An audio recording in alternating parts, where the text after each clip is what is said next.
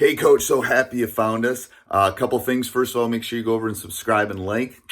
We love those. Second thing is go over and check out teachhoops.com for coaches who want to get better. It's the one-stop shop for basketball coaches. It's a community of like-minded coaches. We just got off an hour and a half call just talking basketball. Come over and join us. There's nothing else like it on the market. It's got everything you need to win more games in less time. Come over and check out teachhoops.com, and let's head off to the video. All right. Welcome to the first episode of Coaching Youth Hoops with Steve Collins, the expert coach, Steve Collins, and Bill Flitter. That's me. Steve, awesome. When did we come up with this concept? This must have been, I would probably say a year ago, maybe. And we're finally here for our first episode. It feels like a year. Maybe that's a COVID year. I'm talking. No, I think it was at least a year, don't you think? I think so. I think it was a year. It was when we were stuck in our basements or whatever we were.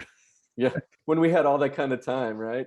I know. I feel bad that we used to meet all the time and talk about like school stuff and business stuff and all that. Yeah. It's like I feel bad. It's like, well, the world came back, you know. Well, we also had we got our season back, so that took some time. I know you started coaching, so you found out like, holy crud, how busy you get. You said to me, I still remember this. You just laughed. I mean, that's pretty much what you did. You laughed, right? And like, you have no idea. I'm like, oh, come on, I do too. I've coached before, coached high school, right? Right. Never was a varsity head coach over 2 programs and everything else, and it goes along with that. But anyway, I'm glad I did it. It's the analogy, but I tell people it's like trying to build a plane as you're flying it. Yeah. Yep. It's this crazy, like you think you have everything mapped out. And, I was recently talking to a coach that was applying for some interviews, and he's got this great, probably a 50-page like thing he's going to take. And it's like, I look at it and it's like, that's great because it shows the administration you're ready, but half that stuff's not going to work. Because it's like you're just going to try to keep your head above the water, That's at the beginning. I know it's crazy. But hey, why are we here? Because we want to help youth coaches. So what's a youth coach, right? So we're kind of thinking 3rd grade through 8th grade. Yeah. I think it's non-high school. Yep.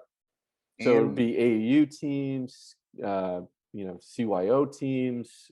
YMCA team coaches, any volunteer coach out there not getting paid or maybe getting a little stipend or what have you. Just there's a huge need to help, right. And I have a vision. I'll tell you my vision. Okay. I told you I just got back from vacation last week and, reading book. Where'd you go? Book. Where'd you go on vacation? First off, I read a whole book. A book. That's impressive. That's impressive. Dude, like over 2-3 days. That's a huge accomplishment. I got these books sitting that take me weeks to read because by the time I get to have the opportunity to read, I'm falling asleep, right? But anyway, went to Pismo Beach, which is about 3 hours south of San Francisco. It's literally right in between San Francisco and LA. Okay. Halfway. Okay. Cal Poly is the college near there. So okay. Yep. San Luis Obispo is the bigger town that's that it's near. So it was great. Sat on the beach. So I had a vision, and I know we were going to do this podcast. Here it is. I'm saying it out loud. First time ever. You're hearing it live right here on the show. I want to help 1 million kids learn the game of basketball. Okay. But how do you do that, right? By helping the coaches. I can't help 1 million kids. I'm only one person. So right. If you help the coaches, help the kids, right? Then we've accomplished something, right? And I think part of what you and I were talking about too is like, I help. I mean, me, I help a lot of high school coaches, but there's only a limited number of high school coaches, and there's a bigger impact on the kid that maybe is a baseball player that actually plays basketball on his youth team, or maybe is a violinist and or something like that, but still plays basketball. I think you're right. I think we can help the coaches that this is not what they like. A lot of the people I help, this is what they do. Right. They're high school basketball coaches, and anybody that's a high school basketball coach knows it's a year-long process. Mm-hmm. as I'm laughing thinking about my spring and summer right now. But these youth coaches, are volunteers, our moms, our dads, our uncles. They kind of jump in and got to kind of figure it out for 3 months when they see their kids twice a week, kind of thing. You for an hour and at I a time. you and I coached our sons. You coach your son, I coach my son. It's like little league. It's like, I was thinking at 3:00 and practice is at 4:30. I was thinking, oh crap, what am I doing at little league practice tonight? That's right. Kind of thing. Well, and actually, it's a really good question. I wrote down today thinking, I don't know if I know the story. I was thinking about this. So one day you're not coaching, the next day you're coaching. How did that happen for you? You talking about from Yeah, when your son did it start with your son? You just woke up one day and like, yeah, they need a coach. I'm going to volunteer. I mean, what was your journey? Youth? You talking about for youth? Yeah, youth. Yeah. Now you have to go back in the way back machine on that one. Oh yeah, I'm just trying to think. How long? 30 years? 30 years? So with my son, it was more like he was always just tagging along with me, and so you coached high school first. I did. Okay. I've been coaching high school. I mean, I was student teaching and coaching. So that was late 80s. I was coaching. That was my first job, was like in 8th grade middle school when I was student teaching, and I was playing college basketball. So I was coaching and playing at the same time, my senior year. And then I got my first teaching job. And then I still remember that. I was just worried about I think I was teaching algebra or something. I don't even remember what I was teaching. And I remember the coach pulling me in and go, "Hey, we have a freshman coaching job. Do you want it?" And I was only a freshman coach for 1 year. From a growth standpoint, I think that could have maybe been a little bit longer. Because then I became like a sophomore coach and a JV coach, and you move up that chain and different things change. You don't get as much autonomy at that point.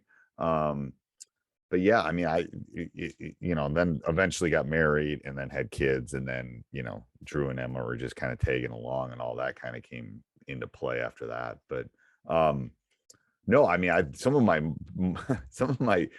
my greatest memories are coaching youth basketball. Yeah.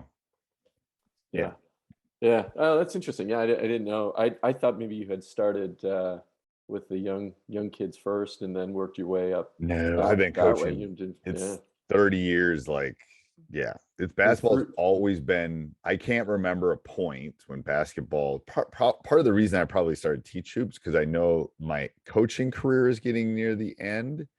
For me choosing that, not anybody else, as a head coach. So I'm not comparing myself to Coach K or Coach Williams or anything, but I think there's a point where you start.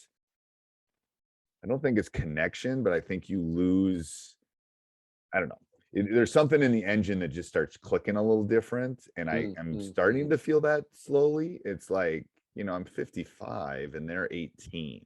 I still can, I still do TikTok and but I'm still an old guy. You know what I mean? Yeah. And that's something with the youth. I think that when the kids are little and you're old, that connection isn't, they look up to you in a different way, I think, especially those elementary kids. Yeah, elementary kids. Yeah, and it is tough, coaching teenagers, right? I coach girls, and trying to relate, being a male, not only trying to relate to them, right, but then them being teenagers. But I always say, thankfully I still have a daughter in high school, so she makes sure I look a little cool, in front of her. I gotta wear my Yeezys. So tell me about you. Tell me about your, like, you were training. Like, so your journey is different than mine. Completely different. Yeah. So I started coaching my son. They need, it was one of those things. They needed a coach. I'm like, okay, I'll do it. I played, so I can coach, right? Right. I remember my first year, talk about memories, my first year. I had no idea. Playing and coaching, as you know, are two different things. I had no idea. I think that's a topic for a future one, because for youth coaches, I think that's definitely a topic for a future one, because think about, like, I played college basketball and then I went to camps, but I wasn't paying attention to what they were doing at the camps. No. So I think I think that first, even for me, for someone that had coached 15, 20 years probably by that point. When I walked in with Drew's first, second grade, it's a totally different world. Oh yeah, and trying to keep their attention and all of that. Yeah, I had no idea what I was doing though. But what I had was I was organized, and I always had in my head a plan, right? So there was always a systematic plan. But we were running. If I look back now, it would not be the advice I would give to a youth coach. But I do have to say, it worked because thankfully I had a really talented team in third grade. If you can believe that, they could shoot, they could dribble, right? They got if you can dribble in third grade, you're God. Yes, yes. They were a really athletic class, and we were running plays. And somebody suggested 5-out offense. I'm like, oh, okay, we'll try that, right? But we literally just had plays, and they did it. They executed on the plays, and looking back, I would never tell a youth coach, do plays. I mean, I still have them, and I laugh. And my son, who was on that team, he still remembers things from that team. We were undefeated that season, right? We got T-shirts made, national. It was called national champ. We were in this national league, so we called it national. We were the national champions, 13-0. And so if I'm wearing that T-shirt, some people will stop me saying, "National champions? That's impressive." They're thinking the whole United States, right? Anyway, so that's how I got started. Did you get rings made? No, we should have got rings made though. That would have been great. That would have been great. I still have that T-shirt. I kept it just for. I'm like, I don't know if it fits anymore, but I kept it. You can always make it into like a blanket or one of those Afghan things. That's right. T-shirts. That's right. Yes. Yeah. But that's how my journey started. Coaching my son, third grade. I coached him all the way to 8th grade, and then my daughter jumped in. But then I remember local high school here, local Catholic school, De La Salle, powerhouse in basketball for years. And I thought the coach always did a clinic, and I always stayed coach's clinic, and I always stayed in touch with him. And every year, 3rd grade, 4th grade, 5th grade, I would always call him up and say, "Hey, I'm starting we did CYO League. I'm starting the CYO season. Can we sit down and talk X's and O's?" And he was always willing to do it. And then one day I said, "I'd really love to coach high school someday." And he says, "Great, I have an opening. Can you start next week?" And that's how, and then I'm like, of course, what came out of my mouth? Yes, right away. And then what did I have to do after that? Go home. I'm like, "Honey, I'm coaching basketball."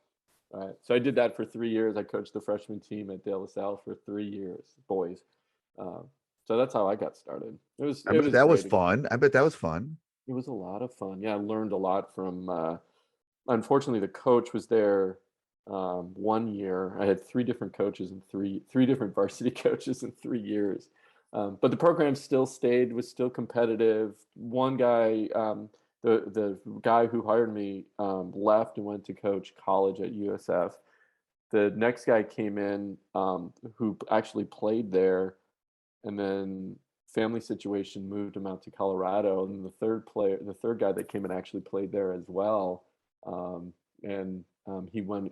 After a couple of years, he left. He just left actually last year to coach college. So yeah, wow, it was pretty great experience. And then who got it after him? Another player? Another player. Yeah, he actually coached. He was a coach. He was Randy Bennett's assistant coach at St. Mary's College, right down the street from where I am. So it's funny how that works. It's like Blue Bloods kind of thing. You hire your own, kind of like North Carolina to kind of like there's some theory with that too, that you kind of what you're getting into. Exactly. And the system, the traditions, culture, right? It's already there. It's already established.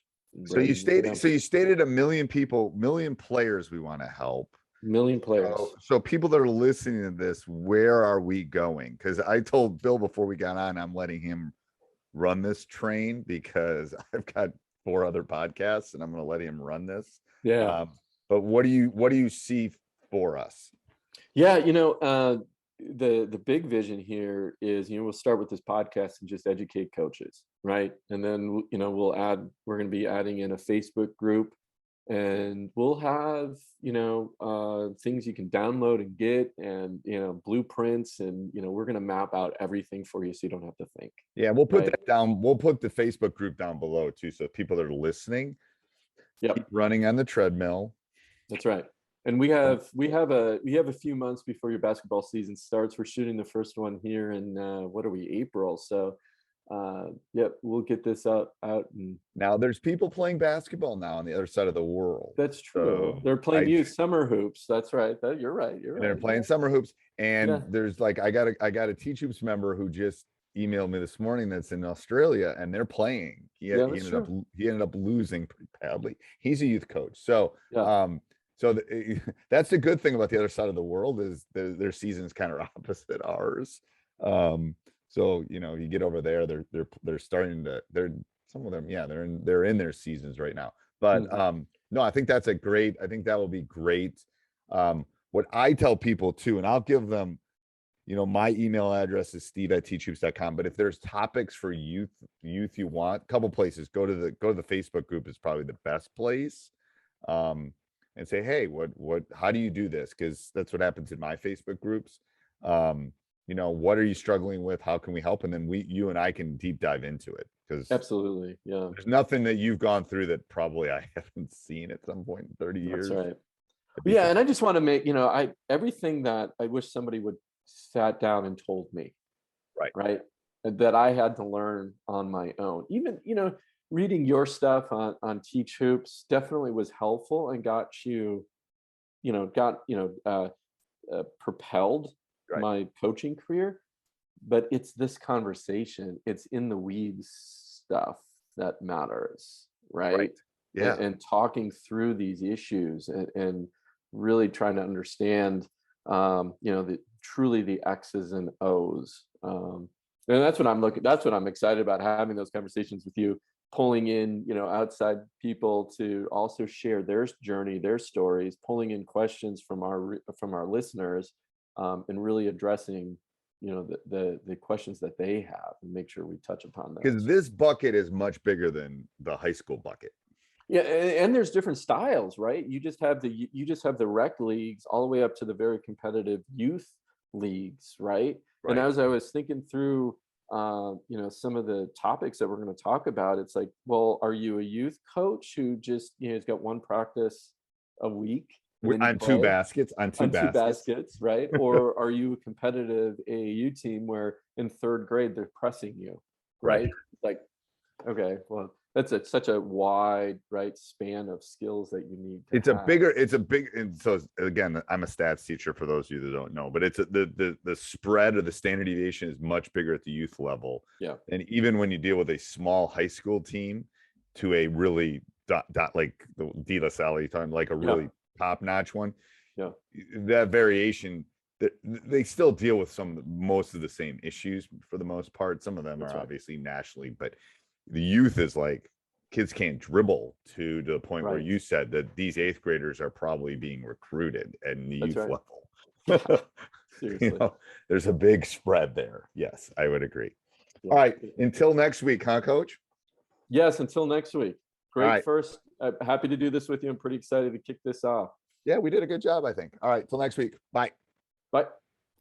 Hey, Coach, so glad you enjoyed the video. Make sure you subscribe and like. Go over and check out teachhoops.com for coaches who want to get better.